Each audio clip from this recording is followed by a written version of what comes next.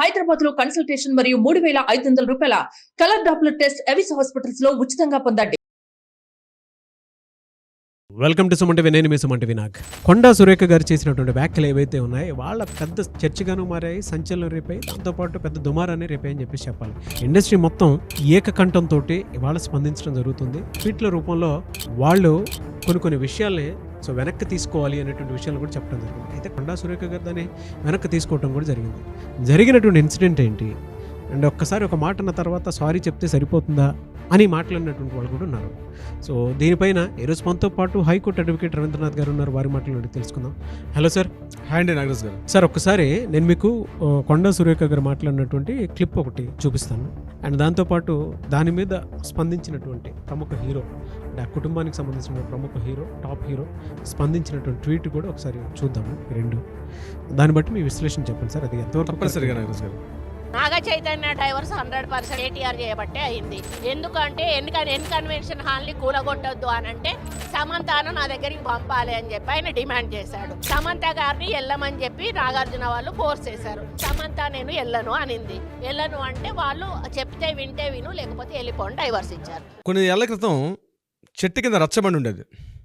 ఆ రచ్చబండి కింద కూర్చొని చదువులేని కొంతమంది మూర్ఖులు, ఊర్లో పని పాట లేని కొంతమంది సోంబేరిగాళ్ళు, ఇట్లాంటి వాళ్ళందరూ ఆ రచ్చబండ కూర్చొని ఓ పేపర్ వస్తుంది, ఈనాటి పేపర్ పొద్దున కూడా వస్తే ఆ పేపర్ను కూర్చొని చూసుకొని అక్కడ ఆ రచ్చబండ దగ్గర మొదలైన రాజకీయాలు ఆ ఊరు దాటి, ఆ గ్రామం దాటి, ఆ మండలం దాటి, ఆ జిల్లా దాటి అమెరికా దాకా మాట్లాడేసుకునేవారు. నోటికి ఏమొస్తుంది మాట్లాడుకునేవారు. అడ్డు అదుపు లేదు. ఆ రోజు జరిగిన ఆ సంఘటనలకి ఇప్పుడు ప్రస్తుత మన రాష్ట్ర మంత్రి గారు, ముఖ్యంగా దేవాదాయ అటవీ శాఖ మంత్రి గారు ఆవిడ మాట్లాడిన మాటలకి ఎక్కడా తేడా లేదు. ఒక చదువు లేని మూర్ఖులు మాట్లాడుకున్న మాటల లెక్క ఉన్నాయి ఇవన్నీ కూడా. ఒక బాధ్యతాయుతమైన స్థానంలో ఉండి, కొన్ని లక్షల మందికి రిప్రజెంటేటివ్గా ఉండి, తను ఒక పవిత్రమైన స్థానంలో ఉండి తనకున్నటువంటి ఆవేశాలని అదుపులో చేసుకోకపోయిన వ్యక్తి మంత్రిగా ఎంతవరకు అర్హత ఉంది ఆ రాష్ట్ర ముఖ్యమంత్రిగా చెప్పాలి. ఎగ్జాక్ట్లీ నాగరాజ్ గారు, జరుగుతున్న విషయం ఏమిటి? ఆవిడకి ఏదో జరిగింది. ఎగ్జాక్ట్లీ బీఆర్ఎస్ ప్రభుత్వంతో ఏదో సందర్భంలో ఆవిడ ఒక చేనేత కార్మికులు ఆమె మెడలో షాలు వేశారు, ఏదో జరిగింది. దాని మీద ఎగ్జాక్ట్లీ సోషల్ మీడియాలో ఒక కాంట్రవర్షియల్ లేచింది, డిస్కషన్ జరిగింది, తూర్పురా పట్టారు. అతను ఆ రోజు రఘునందన్ రావు గారు కూడా ఉన్నటువంటి ఆ సమావేశాన్ని కూర్చి అక్కడ నుండి సోషల్ మీడియా ట్రోల్స్కి తను గురయ్యారు. ఎగ్జాక్ట్లీ గురయ్యారు. అది సహజం చాలామందికి. ఈరోజు ఎంతమంది రాజకీయ నాయకులు అవ్వట్లేదండి. ప్రజెంట్ మన ఆంధ్రప్రదేశ్ రాజకీయాలు తీసుకున్నట్లయితే చాలా ఎక్కువ స్థాయిలో ఎదుర్కొన్నారు. ఇంతకుముందు మంత్రిగా పనిచేసిన వ్యక్తులు కూడా ఈరోజు వాళ్ళు బయటకు వచ్చి ఇక్కడ తలెత్తుకోలేక ఎక్కడో తమిళనాడు రాష్ట్రంలోకి వెళ్ళి మాట్లాడుకుని కూడా తూర్పురా పడుతున్నారు. పడాలి, పడితేనే రాజకీయం. మేము పడవు, మాకు ఎమోషన్స్ లేవు, మేము సామాన్య మీద గట్టు మీద కూర్చునే వాళ్ళక మేము మాట్లాడతామంటే మీకు ఆ అర్హత లేదు. మీ రాజకీయ జీవితాన్ని గురించి కూడా మాట్లాడుకుంటే ఒక్కసారి వెనక్కి వెళ్ళినట్టయితే అర్థమవుతుంది మీరు ఒక నక్సలైట్ కుటుంబమే. ఎగ్జాక్ట్లీ చాలా కోట్ల మంది తెలిసే విషయం. మీదే నక్సలైట్ కుటుంబం నుంచి ఆ రోజు రాజశేఖర రెడ్డి గారు పెట్టిన క్షమాభిక్ష వల్ల మీరు మళ్ళీ ఈరోజు రాజకీయ జీవితంలోకి ప్రవేశించారు. మీ రాజకీయ జీవితాన్ని గురించి కూడా మాట్లాడుకుంటే ఎన్నో అప్స్ అండ్ డౌన్స్ ఉంటాయి. మాట్లాడాలనుకుంటే ఈరోజు వేదిక మీద వందల కొద్ది మాట్లాడతారు. అది జరిగిందని చెప్పేసి మీకు ఏదో వచ్చిన చీమ కుట్టిందని చెప్పి నేను గొడ్డలతో నడుగుతుంటే కుదరని పని. మీకు చీమ కుట్టితే కుట్టించుకోండి. మీరు రాజకీయ నాయకులు, మీకు నోటిని అదుపులో పెట్టుకోలేకపోతే ఎవరిని మీరు క్రిటిసైజ్ చేస్తారు? వారు కూడా సమాజంలో ఒక బాధ్యత స్థానంలో ఉన్నారు. వారు ఒక సోషల్ ఒక హీరో, ఆయన కూడా ఒక సినిమా రంగానికి సంబంధించిన వ్యక్తి. ఆయన కూడా వాళ్ళ కుటుంబంలో వ్యక్తిగత జీవితాన్ని గురించి మాట్లాడితే హక్కు మీకు ఎవరిచ్చారు? మీరు ఒక మినిస్టర్ అయినంత మాత్రాన, మీరు ఒక ఎమ్మెల్యే అయినంత మాత్రాన, మీరు ఒక బాధ్యతాయుతమైన మంత్రిగా ఉన్నంత మాత్రాన వేరెవరైనా మీరు మాట్లాడేస్తారా? అంటే మీకు అదుపాజ్ఞ లేదా? మీకు నోటి మీద మీకు అడ్డొదుపు లేదా? ఏది తోస్తే అది మాట్లాడేస్తారా? ఈరోజు మాట్లాడారు. మన తెలంగాణలో సామెత ఉంది, గుడ్డ కాల్చి ముఖం మీద వేయడం. అంటే మీకు ఈరోజు ఏదో బాధ కలిగిందని ఎవరిని, అంటే మీరు ఎవరిని గురించి మీరు టార్గెట్ పెట్టబోతున్నారు? మీరు ఎవరిని టార్గెట్ చేయబోయి ఎవరి గురించి మాట్లాడుతున్నారు? మీరు మిస్ఫైర్ అయింది తెలుసుకోండి మంత్రి గారు. మీరు చేసిన కామెంట్స్ మిస్ఫైర్ అయినాయి. కేవలం వాళ్ళ కుటుంబానికి మాత్రమే చేరలేదు. ఇది చాలామంది రాష్ట్ర వ్యాప్తంగా, దేశవ్యాప్తంగా ఉన్నటువంటి అనేక మంది ప్రముఖుల యొక్క జీవితాల్లో ఒకసారి వాళ్ళని వాళ్ళు ఒక అవలోకనం చేసుకునే పరిస్థితికి వచ్చింది. ఈరోజు ఒక ఇన్సెక్యూరిటీకి వెళ్తున్నారు నాగరాజు గారు. మీ యొక్క రాజకీయ భవిష్యత్తు కోసం, మీ యొక్క రాజకీయ ప్రశ్నార్థం కోసం అని చెప్పి మీరు ఎవరి మీద తూర్పురా పడతారు? ఇందాక నేను మీకు చెప్పాను, చీమ కుట్టింది గొడ్డలతో నరకమంటారా మీరు చేసే పని? ఎవరిని మీరు సాధించాలనుకుంటున్నారు? మీకు జరిగింది, మీకు రాజకీయ ప్రత్యర్థి ఉంటే వాళ్ళ మీద మీరు రాజకీయంగా మీరు మాట్లాడండి. రాజకీయంగా మీకు రాజకీయ ప్రత్యర్థులతోటి మీరు ఇంకో రకంగా వాళ్ళతో పోరాటం చేయండి. అంతేగాని ఇందులోకి వేరే వాళ్ళని తీసుకొని రావడం. నేనేమంటానంటే నాగరాజు గారు, జరుగుతున్న సంఘటన రాష్ట్ర వ్యాప్తంగా ఒక రాష్ట్ర ప్రభుత్వం మీద పూర్తిగా వ్యతిరేకత ఉంది. ఇది నాట్ ఓన్లీ ఒక కొండా సురేఖ గారు కాదు, రాష్ట్ర వ్యాప్తంగా ముఖ్యంగా హైదరాబాద్ లాంటి జంట నగరాల్లో ముఖ్యంగా అతను చేస్తున్నటువంటి పనులు, హైడ్రా అనేటువంటి విషయం ఎప్పుడైతే వచ్చిందో హైడ్రా మీద కుదిరిపోతున్నారు ప్రజలు. ఈరోజు ఎందుకయ్యా ఈ ప్రభుత్వాన్ని ఏర్పాటు చేస్తామో అని ఆగ్రహావేశాలతో ఉన్నారు. కానీ ప్లెబిసైట్ లేదు మనకి.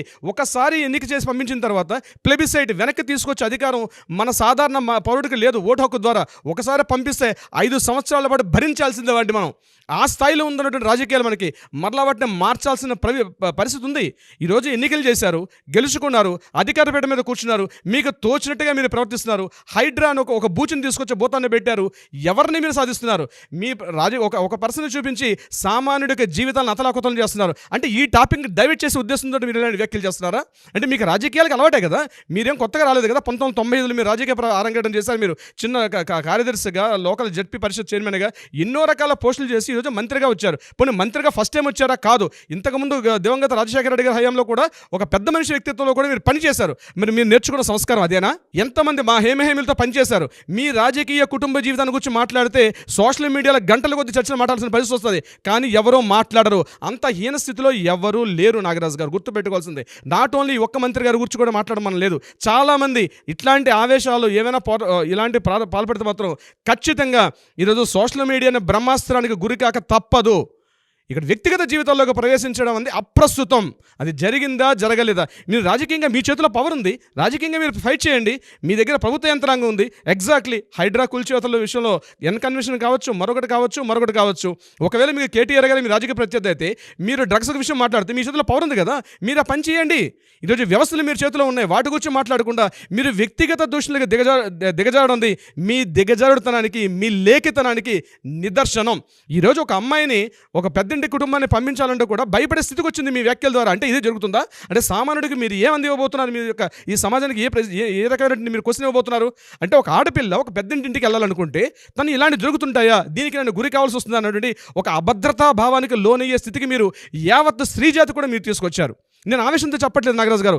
ఈరోజు జరిగింది, నిన్నంతా మాట్లాడుకున్నారు. ఈరోజు మార్నింగ్ పొద్దున్న లేచి నేను సారీ అని చెప్పారు. సారీ అని ఒక 5 అక్షరాలతో సరిపోతుందా సమాధానం?